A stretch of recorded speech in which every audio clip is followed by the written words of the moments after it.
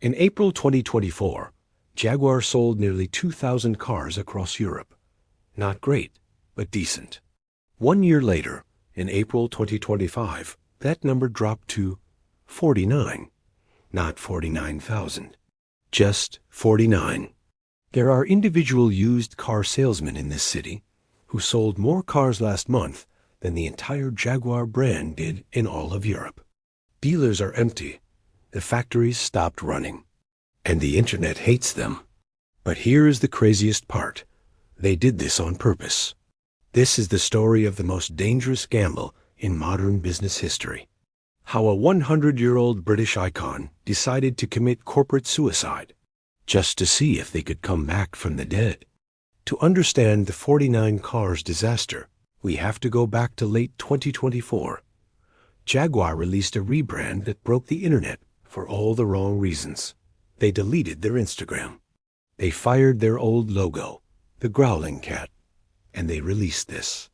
It looked like a fashion show for people who hate cars. The internet's reaction was brutal. Elon Musk even tweeted at them asking, "Do you sell cars?" But while we were all laughing at the bad marketing, Jaguar was doing something much more extreme behind the scenes. They weren't just changing the logo. They were firing their customers. Jaguar's CEO admitted it. Their average buyer was too old, and they didn't want them anymore. They didn't want to compete with BMW and Audi for the mass premium market. They wanted to be Bentley. They wanted to be ultra-luxury. So they made a decision that sounds insane. Stop selling cars. They literally stopped production of the XE, the XF, and the F-Type before the new cars were ready. This is what business analysts call a fire break, but I call it the Valley of Death. Here is the math. Jaguar told its dealers, "We have no new cars for you for a year." Maybe longer. In the UK, you literally could not buy a new Jaguar for most of 2025. This explains the 49 cars stat. It wasn't just that people wouldn't buy them, it's that they couldn't. But there is a second problem. The Osborne Effect. This is when you announce a future product so early, people stop buying your current one immediately. By telling the world, "Our old cars are garbage, wait for the new EV," they instantly killed the value of every Jaguar on the road. Who buys a $60,000 car from a brand that just told you that car is obsolete? So they burned the bridge behind them. But the bridge ahead of them wasn't built yet. This is what they are betting the farm on.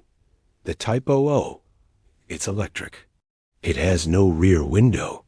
It costs over $130,000. And it is not coming out in volume until 2026.